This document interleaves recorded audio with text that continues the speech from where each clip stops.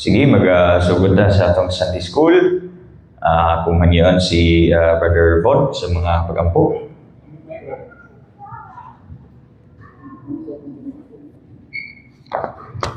Let us pray.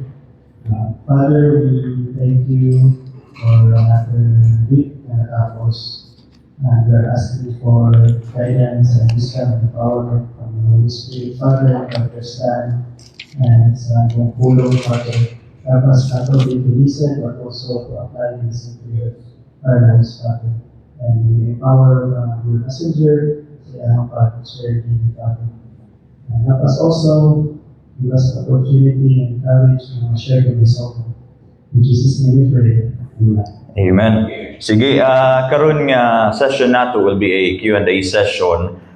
This month, we have discussed the Article 1 of the New Hampshire Confession of Faith of the Scriptures, and then we focused on the argument against the Scriptures, mainly about sa transmission. Again, transmission is kung giunsa pag-transmit ang pulong sa Dios from the original to the copies, to the copy of copies, eventually hangtod sa kung unsa ning naata karon. And what we have learned is na ay mga scribal errors nga somehow very present up until sa time nato karon. And again, just to be clear, we do acknowledge that that's not something that we take issue in. That is something that we really point out as well, even kitang mga Kristohanon. In fact, that adds to the credibility of the Scriptures, which I believe matakil nato gamay unya. Now, if you have any questions about it, feel free to ask lang anytime. For now, atuang i-continue katong question last Sunday.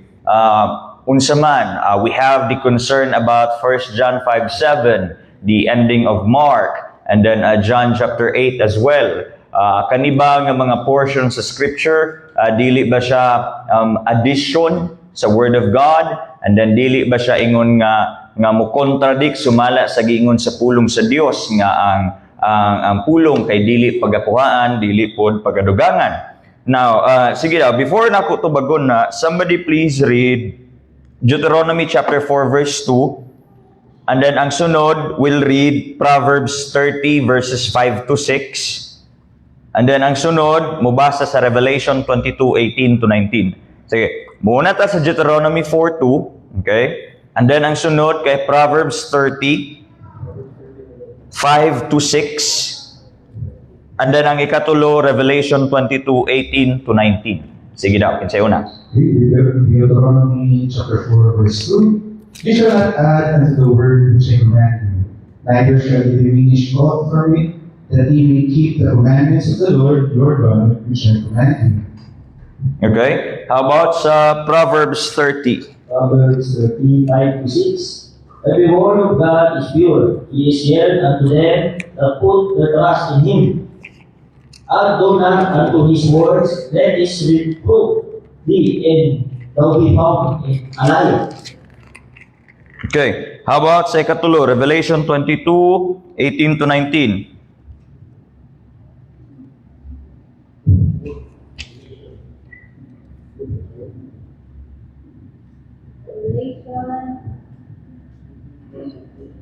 Revelation ka to, sir? 22:18 to 19. I warn everyone who hears the words of the prophecy of this book. If anyone adds to them, God will add to him the plagues described in this book. And if anyone takes away from the words of the book of this prophecy, God will take away his share in the tree of life and the holy city, which are described in this book. Okay. Now, klarohon na to ni. Ang 1 John 5:7, is it addition sa scripture ba? Since mao man ay issue. Before nato na tubagon, kinahanglan natong tubagon usang pangutana, is the word really, kaning scriptures ba, is it really the word of God?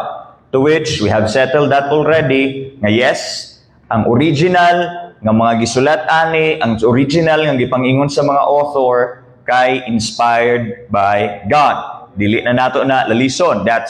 That's what we have concluded already from our previous lessons. Now, karon, unsa man yung sa Deuteronomy 4:2 and then sa Deuteronomy 22:18 to 19.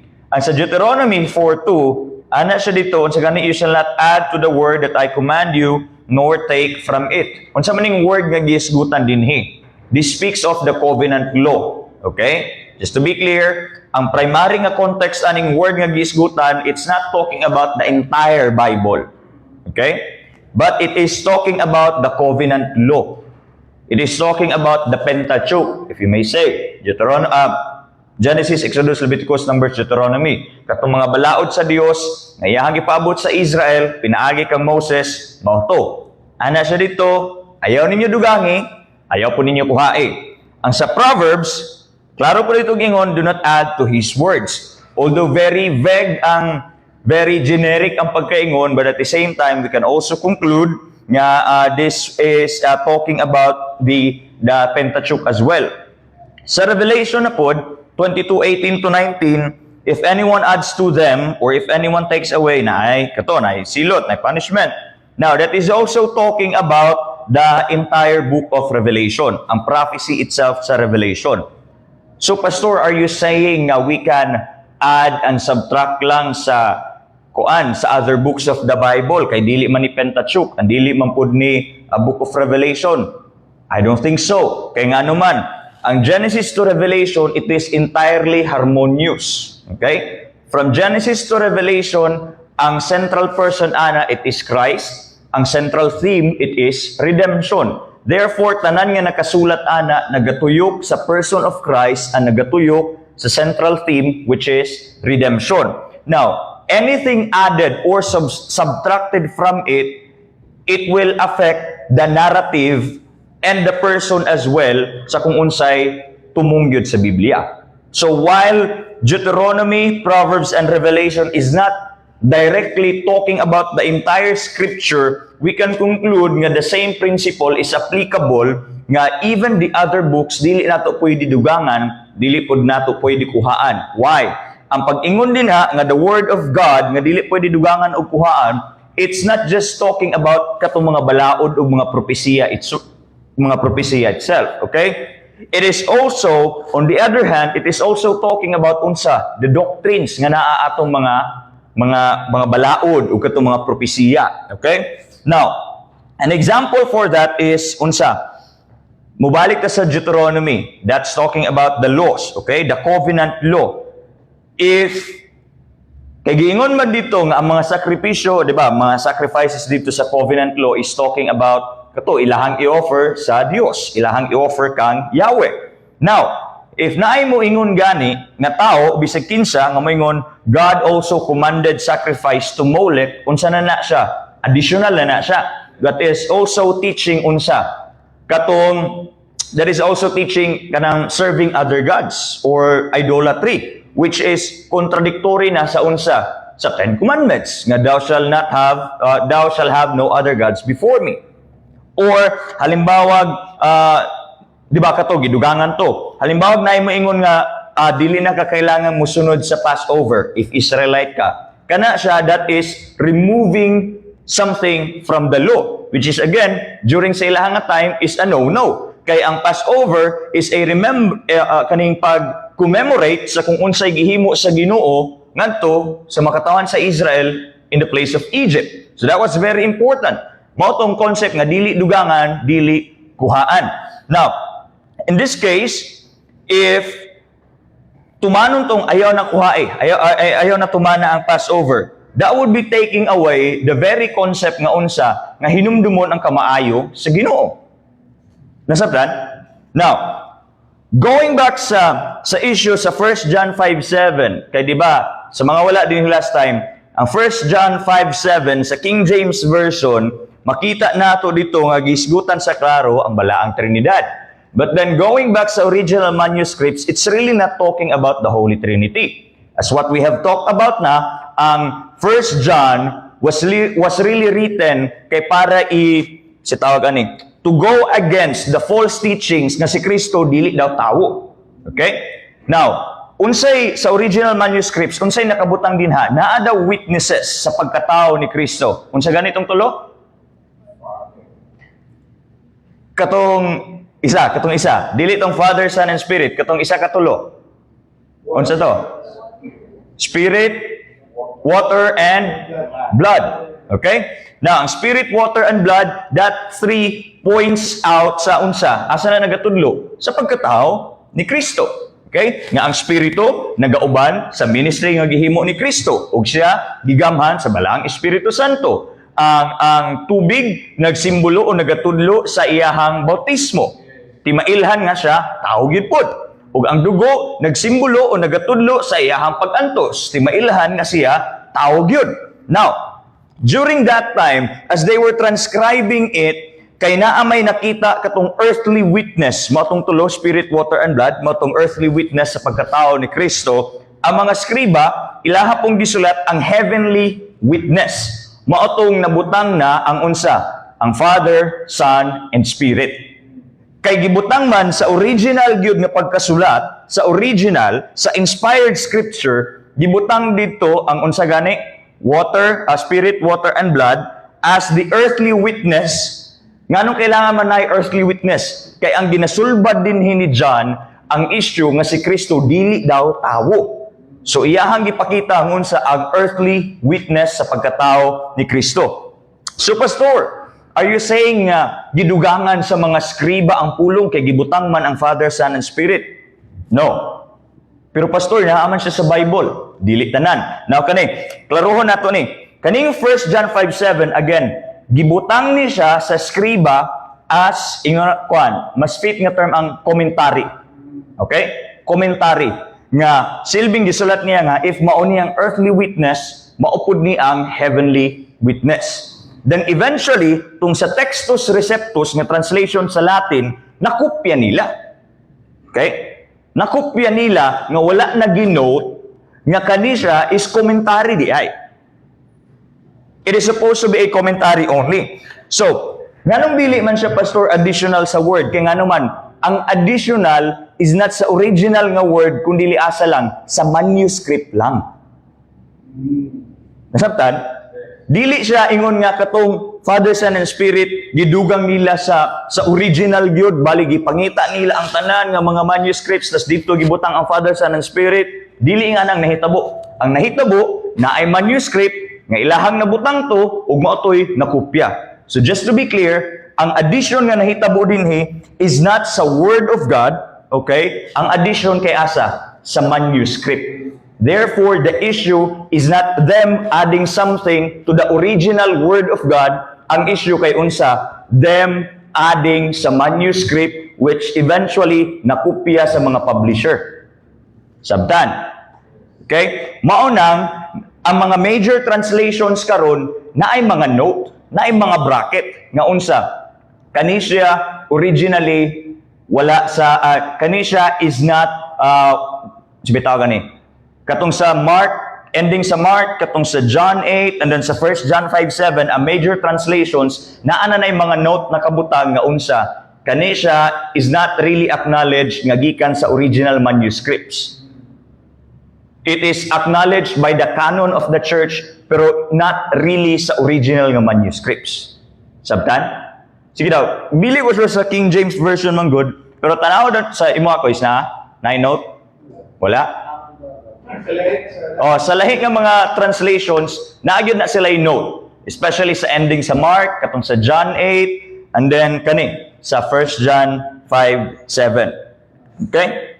So, katong gikopya nga nadugangan na, again ha, dili to God's word nga nadugangan, kopya to sa manuscript nga nadugangan. That's why it is very important kung kinsa may magtudlo to acknowledge that concern as well. Okay?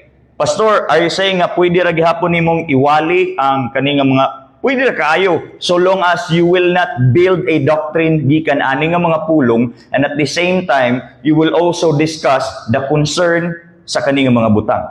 And then another nga tubag nato ana is even if wala tong 1 John 5:7 ang ending sa Mark, and then katong John 8, walay doktrina nga maapektuhan. Wala po'y doktrina nga nadugangan sa existence aning tulo. Kaya nga naman, ang ending sa Mark nagahisgot sa unsa? Sa kamatayon ni Kristo, sa iyang pagkabanhaw, sa Great Commission, sa iyang ascension. Kung wala na siya nga ending sa Mark, mag-exist ba gihapon ang teaching? Dili. Mag-exist asa makita sa Matthew, sa Luke, sa John, even sa Corinthians, sa Book of Acts, naagi hapon. Okay? How about ang teaching sa John 8 nga si Kristo maluluyon, nga ang Dios maluluyon? Kung wala to, wala ba na siya nga concept? Wala ba na siya nga teaching? Naagi hapon. Naagi hapon. Ephesians chapter 2. But God, because of His great mercy, di ba? Mabalaan gihapon nato nga ang Dios maluluyon. How about ang 1 John chapter 5? Kung wala na siya 1 John 5:7, dili na ba nato mabalaan ang doktrina sa balaang Trinidad? Mabalaan gihapon. Balaan gihapon. Makita nato na going back sa Deuteronomy, makita nato going back sa Genesis, moadto ta sa Matthew, bisag asa sa scripture naa gihapon ang teaching about Trinity. So, mubalik ko sa original nga concern sa Deuteronomy o Revelation. Walay nadugangan o nakuhaan nga pagtulunan mahitungod sa Ginoo. Nasabtan? Okay? Sige daw. Any questions, follow-up questions, bahay na.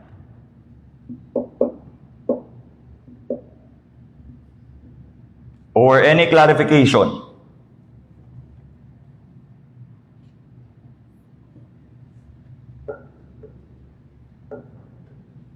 Wala. Taas pa tag oras, oh.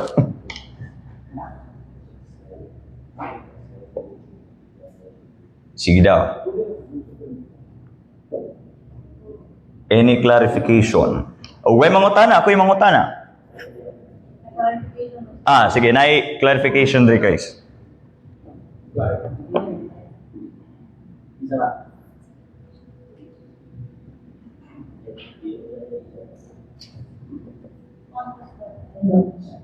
Kung siya itong sa commentary dito.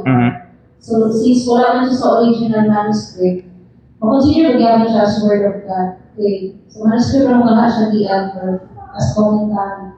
It's part sa original yun.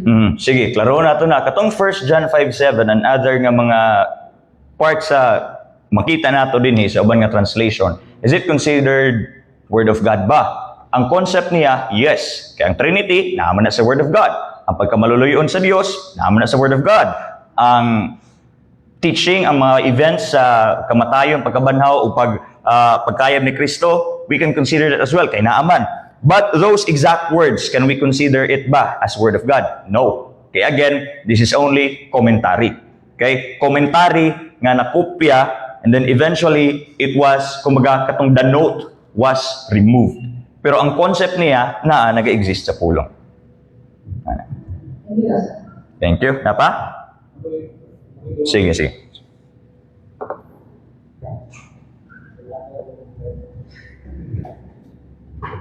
Regarding sa English, ano sa King James na siya, yung mga phrases which is considered a major variants. And then wala siya sa modern mga versions sa English makita ito. So ang salingan pa for ganina, ang King James is ang source ani sa Textus Receptus, no na ang nakita ko ganyan ito, na-release si Erasmus. Si Erasmus mo ginamit sulatan niya. Siya i-release na two edition and great translations in the New Testament. I think 1618 to 1520. Wala na siya dito sa atong first, second edition at sa atong doha ka giris ni Erasmus na Christus Receptus. Wala itong mga prices. Na naman, simply because ang Greek na dibasihan ni Erasmus, wala dito. Wala dito. Na ano na sa King James, ano na ako sa King James. Okay, 1522, na-discover na po nga scroll. Kalimut si mga ano to. Na-scroll din. Na-pressure si Erasmus, hinaan mga prices na itong discover scroll. No, and then naanin natin Vulgate nasabay sa kanyang sulat ni Jerome during the 4th century. So na-pressure si Erasmus na nung wala man sa imong textus sa Septus na naaman sa Latin Vulgate, dapat magsabay kaya pares sa mapari ang sila ang sulat ani. No, that's why sa 3rd edition, 1522 ni Erasmus, naanin yung mga phrases. No, naanin yung mga phrases kani atong ginesgo talaga ng mga variants. Now, nano sa uban nga dili na puto sa mga modern English translations na wala siya tungod kay ang gibasihan na pud aning modern translation na to is kani tawag critical text. No, na-discover ng mga scrolls is mas earlier pa sa gibasihan ni Erasmus Galianto. Nagsundugan sa King James, no? That's why nasa King James, wala siya sa modern translation. Kaya kung tanawin kundi mo ang ginamong sa pagkaki sa scribe sa una, dictation mo good. No, to dictation, hindi pagkakabalo na narito para sa footnote or komentary na ginugang, pagkakabalo na natin sa scribe dito. And then, and then katong na-scroll pa kayo na survive, no? But still, spark na po siya sa scripture, no? Word of God dapat siya, sa sige ni Pastor, dili siya part sa itong original. No? Parchment, wala kang labor karoon na nagunit sa original na parchment. Itong sulatan ni Moses, itong sulatan ni Pablo, wala na. What we have are copies of copies. No? So I think siya yung moto ang support sa tubag.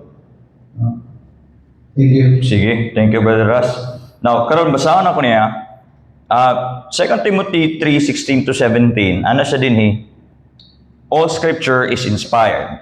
Okay? Useful for teaching, rebuking, correcting, and training in righteousness. 2 Peter 1:21.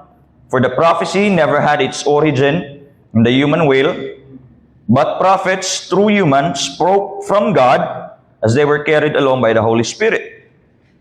And then, kaning duha ka verses nagpamatuod nga unsa that the word of God is inspired.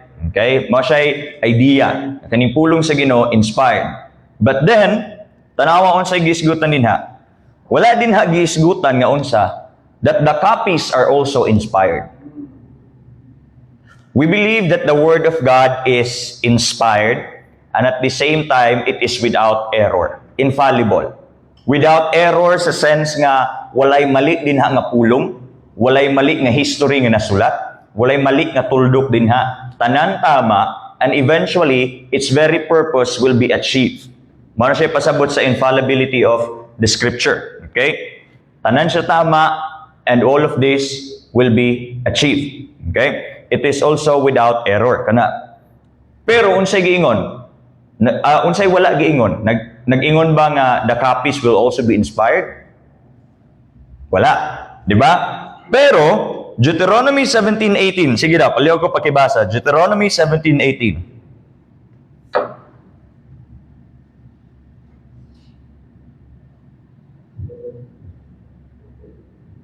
Deuteronomy 17:18.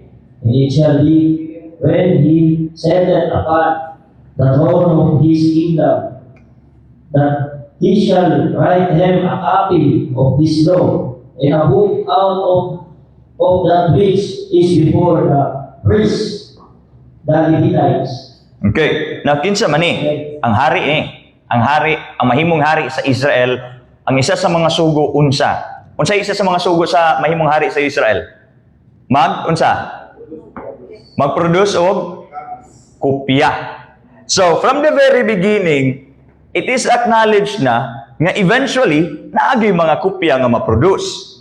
Pero wala nag-ingon ang pulong sa Dios nga kani nga mga kopya will be inspired.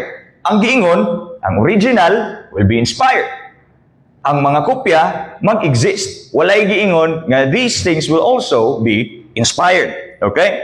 So pastor, unsa may dili ba siya muraog kaning problem na? No. Again, copying is expected na. And ang tao nga mo'y nagakopya, si Piat good na. Naay maambakan, naay makuhaan, naay madugangan, naay mga notes. Okay? So pastor, dili ba na siya corruption? Dili. Kaya nga naman, ang corruption, wala ta kabalo sa original yun ani, and then giusab dayon sa tanan, giusab sa kung kinsa man nga tao nag-usab, tapos kanina dayon nga pulong. Mo ni corruption. Okay? We don't know what's the original yun, and then somehow maon ni, boom. Muna siya og katong sa ano ba? Sa Latter-day Saints, katong ilahang ikatulong nga testamento. Okay? Nga gipadala ni Moroni, gi-reveal ni Moroni sa golden plates, and then mangutana ka, asa man ang original copy karon? Moana sila, wala, gisaka na ni Angel Moroni sa langit. Di ba? Now, kani lahi ang sa Bible kay nga naman. Even though wala sa tuang original, unsa may naata. Sama sa tuang gisgutan permero, we have at least 5,800 nga Greek manuscripts sa New Testament. Okay? We have at least 10,000 nga Latin manuscripts. We have 5,000 or more nga manuscripts from other ancient languages. And then ang Greek na transcribe na siya into from Greek na transcribe siya into Latin, Syriac, and Coptic. Okay? Buti pa sabot, unsa man, naay mga daghan nga scholars nga makahimo og comparison from each other, and if ever nga halimbawa ako gusto na ko usbon ang content sa pulong sa Dios, kay gusto na ko nga mahimong kuan. Sige, mo example ko halimbawa na-trace na ako nga paryente day ko ni Pedro. Nya si Pedro, makita ba nato sa Bible, nga iyang gitigbas ang usa sa dalunggan sa mga sundalo sa Pangulong Pari. Na ako, isip paryente ni Pedro, dili ko gusto kay murag ulaw man kayo sa mo ang linya, sa mo ang pamilya. So kailangan na akong usbon ang Biblia. So unsa may kailangan na akong himuon? Adtuon na ako kung asa man to nabutang ang tanan nga mga kopya sa Greek nga manuscripts, which is again at least 5,800 kabuok. And then kailangan pa kumuadto sa lahi nga mga kontinente, kay kailangan po na akong usbon ang Latin, ang Syriac, ug Coptic nga mga kopya, ug other nga mga ancient nga mga kopya. And then kailangan pa po na akong pangitaon even sa katong mga Hebrew nga mga manuscripts as well. Nakita ninyo unsa ka imposible? Because we have thousands and thousands and thousands of manuscripts and variations, mas nahimong credible ang pulong sa Dios kay nga naman we can make comparisons para dali na lang makita kani siya original, kani siya added note sa skriba. Nasabtan ba? And usahay, kailangan natong sabton nga ang preservation sa Dios sa iyahang pulong is providential ug dili mechanical. So may pasabot ng pastor, dili siya ingon nga God miraculously prevented nga every copy is without mistake. Dili ingon ana. Unsay makita nato all throughout the history. Again, there are thousands of manuscripts in different geographical regions na ay mga ancient translations and also quotations by the early Christians. Buti pasabot, walay single person nga nag-control sa translations and transmission sa manuscript. Dili iniingon nga gi-control lang sa Roman Empire and then Roman Empire ang napakalat. Dili. Kaya even before pa napakalat sa Roman Empire, ang Latin translation nga gusto nila, nikalat na ni sila ilahi nga ancient manuscripts. Therefore, it cannot be controlled by one person, which is actually good. Kaya nga naman, again, naay comparisons, sayo na lang dahil i-point out nga unsa, mao ni sayo, mao ni tama, mao ni mali. Take for example, kamo nga naa dinhi suguon ta mo tanan. Sige daw, isulat ninyo ang tibuok Genesis. Genesis lang. From verse 1 hangtod sa katapusan nga verse. Eventually, naay mamali sa inyo Siguro sa kakapoy, ambakan ninyo ang isa ka chapter. Di man ni makita ni Pastor Paul, kaya naman isto nga. O di ba kaha, naamoy tuldok nga maambakan? O di ba kaha, naamoy sentence or word nga mga dili maapil? O di ba kaha, sa inyong katulgon, nakahimo mo og bag-o nga punctuation mark, kaya nakatulog mo. Pero unsay mahitabo, does it mean ba nga ang imuhang kopya if mao'y mabasa sa uban mao gini ang word of God, so kung wala ni nga portion, dili mali na to or unsa ba dili nga na ingon ana. Kaya nga naman, unsay mahitabo, pag after ninyo kopya, i-compare nato na siya tanan, makita nato ang similarity. And then makita nato nga unsa, kani nakatulog ni si Chian dinhi kay nalapas ang ihang badlis. Dinhi murag giambakan ni Brother June ang chapter 23 kay gikapoy siguro siya. Dinhi murag na sobraan gamay ni Brother Von na dubli ni ang an. Sabtan ninyo? Mo nay nakamaayo nga naatay thousands and thousands of manuscripts. Masayon ang comparison, masayon i-pinpoint nga kani note, kani commentary, kani na dubli ug kani ang original.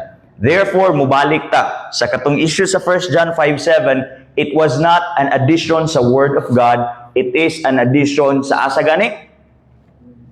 Sa manuscript. Therefore, the Word of God was not altered in any way. The Word of God was not corrupted. It wasn't added nor subtracted. Ang manuscript lang. Klaro? Clarification? Violent reaction? Any addition?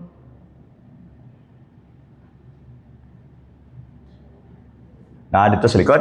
Nakajay? Ay. Pastor, pasig na kay gusto idugang? Or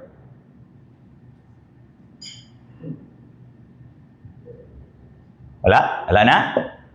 Clarification? Sure mo, kay lahi na ba itong topic next Sunday? Dili na ba ito sa transmission? Na? Sige, wala na.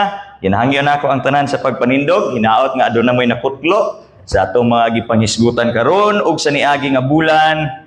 Next Sunday, we will start with the second article na po sa New Hampshire Confession of Faith. Ato ning isirado sa mga pag-ampo. Kung hangyon si Brother June. Lord, salamat kayo sa mga maayo, Lord. Salamat kayo sa aliman ng Lord. Salamat kayo, Lord, sa mga lesson, Lord, sa mga street, Lord, sa Bible, Lord, mga nadugang, mga wala nadugang. Salamat sa alam, Lord. Lord, isa ka Ginoo sa aming pagkarayo niya sa pasimba Ginoo. Lord, ikaw makauban sa mga kaisunan na katulog pa rin sa simba, Lord. Ikaw maghahatag o safety sila. Kaya ka na, Lord. Nasalit sa Lord. Disney, Lord. Amen. Amen. Sige, magapahilo na ta. Let's take a few minutes nga break and then balik na dinhi para sa atong paningkamp.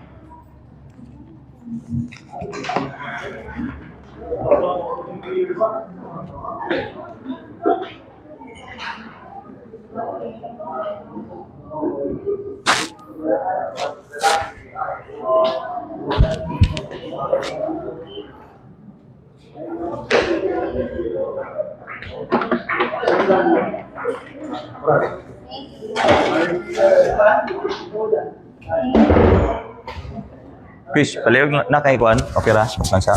Or kailangan ni mo gan. Kakuan na lang ka niya.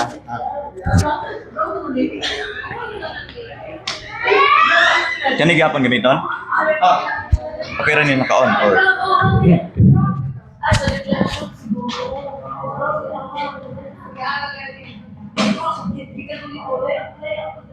Thank you.